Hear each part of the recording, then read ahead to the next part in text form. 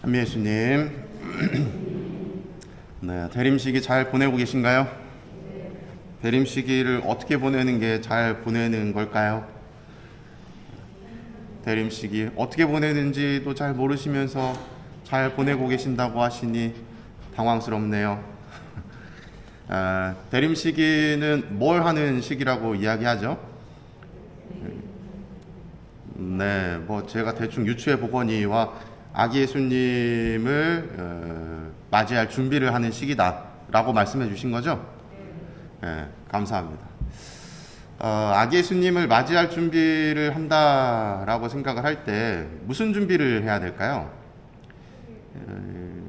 준비라 함은 뭔가 이제 안 하던 것을 하는 거잖아요.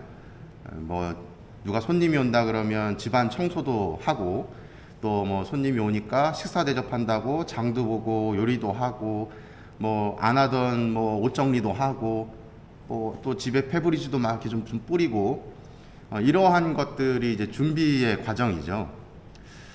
그래서 저도 준비가 무엇일까 이게 좀 잠깐 생각을 해보면서, 준비라고 하는 것이 짧은 순간에 이루어진다라는 생각을 많이 가지고 있는데, 사실은 내가 이제 준비해야지라고 하는 그 시점이 준비하는 시기가 아니라 그 훨씬 이전부터 이루어지는 것이 이 준비의 과정이 아닐까 하는 생각을 했어요.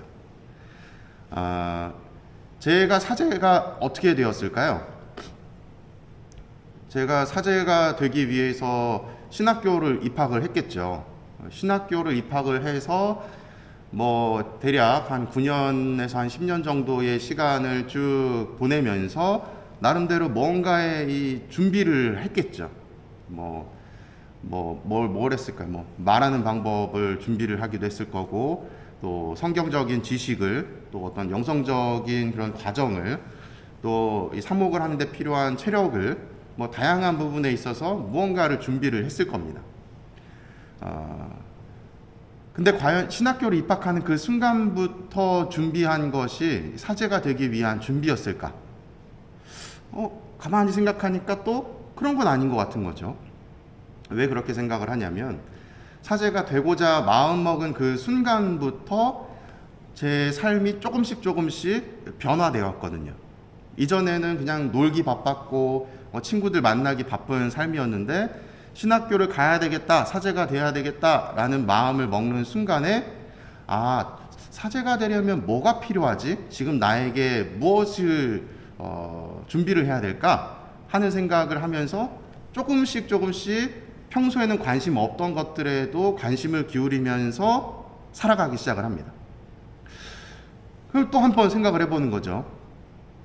사제가 되려고 마음먹은 그 순간부터 준비를 했다라고 생각을 하는데, 과연 그때부터 준비를 했을까? 그러면서 또 깊이 또 이렇게 쭉 들어가 보니, 사제가 되려고 하는 마음도 없었던 그 순간에도 저는 무언가를 준비하고 있었던 것 같아요. 어떤 준비를 했느냐? 제가 뭐 강론 때에도 많이 말씀을 드렸지만, 저는 사람들 앞에서 말을 잘 못하는 사람이라고 늘 말씀을 드렸죠. 과거에는 우리 지금 이렇게 아름다운 자매님들이 즐비한 이러한 공간에는 들어와서 고개도 못 들었어요.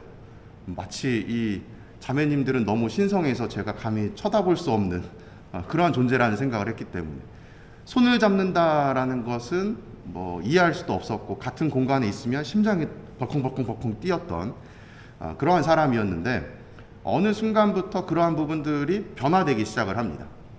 그리고 뭐 운동을 했던 것도 사실은 가만히 생각을 해보면, 내가 신학교를 가서 또 교우들과 어울릴 수 있는 기회가 되지 않았을까라는 생각도 하게 되고, 또 제가 노래를 좋아했던 것도 가만히 생각을 해보면, 미사 전례 안에서 내가 노래를 부르고 또 찬양을 하고 하는 것들이 누군가에게 도움이 됐던 것이 아닐까 하는 생각도 하게 되고, 그러면서 쭉 생각을 해보니, 제가 사제가 되기 위해서 준비했던 그 시기는 신학교에서만 준비를 했던 것이 아니라, 신학교 이전에 사제가 되려고 마음먹은 그 순간, 그리고 그 순간 이전부터도 조금씩 무언가가 준비되고 있었던 것이 아닌가 하는 생각을 하게 돼요. 우리는 준비를 한다라고 하면 사실은 딱 그 순간부터 내가 해야지, 오늘 저녁거리 이제 준비해야지 라고 하는 순간이 준비의 시간이라고 생각을 하는데, 사실을 가만히 살펴보면 내 삶 전체가 내가 지향하는 목표를 향해서 나아가는 데 있어 항상 준비하고 있었던 겁니다.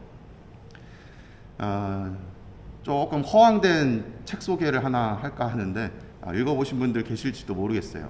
뭐 그런 책들 많이 있죠. 뭐 성공하는 사람들의 습관, 뭐 이런 책들, 뭐 부자들의 1%의 뭐 비밀, 뭐 이런 것들. 제가 언제 읽었는지 모르겠는데, 예전에 이 시크릿이라고 하는 책이 있었어요. 빨간색 표지에. 혹시 읽어보신 분 계신가요? 계신 분도 계시네요. 그 내용인즉슨 제가 정확히 기억은 나지 않는데 이런 거였어요.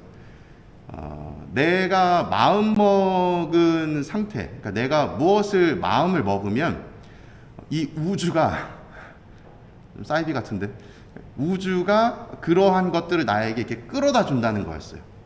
내가 가만히 있어도, 내가 가령 사제가 되겠다라고 마음을 먹으면 가만히 있어도 이 우주가 제가 사제가 되게끔 할 수 있는 뭔가들을 자꾸 저한테 이렇게 가져다 준다는 거예요.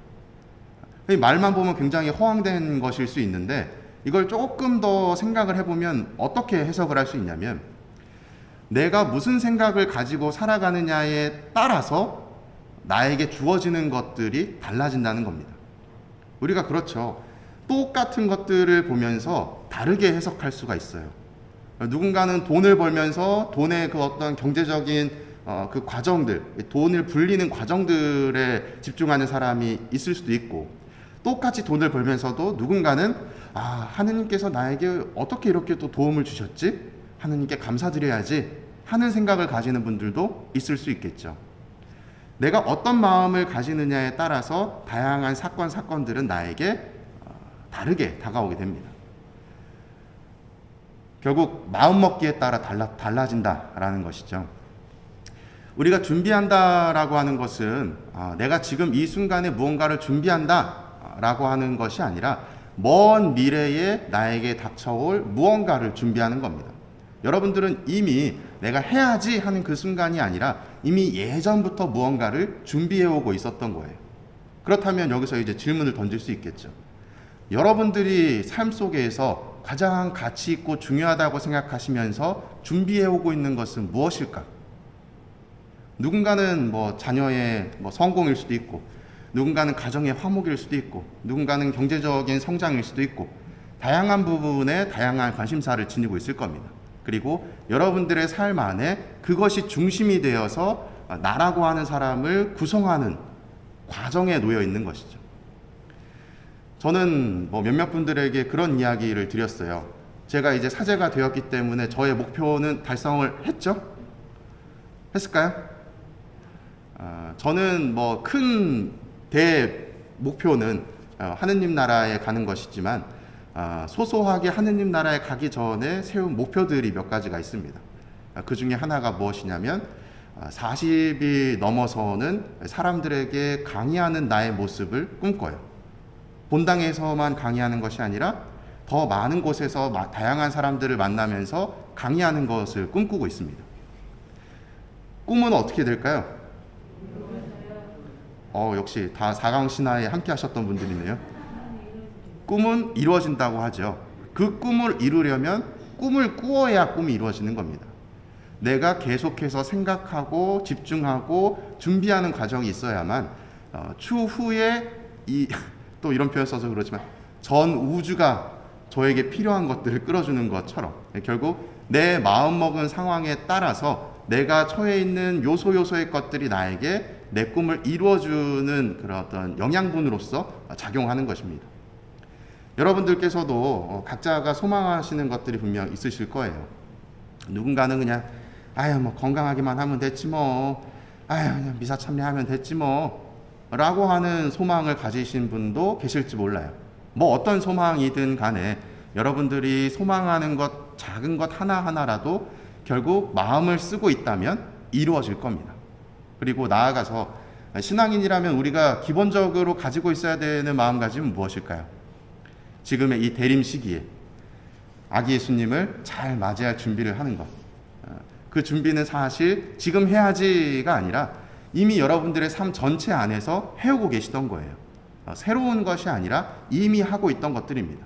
다만 다시 한번 재확인을 하는 것이죠. 내 마음 상태를 다시 한번 돌아보는 거예요. 나는 지금 어떤 모습으로 또 살아가고 있고 또 어떠한 준비의 과정을 거치고 있나 한번 생각을 해보시면서 나의 신앙생활을 돌아보시면 좋을 것 같습니다. 사랑합니다.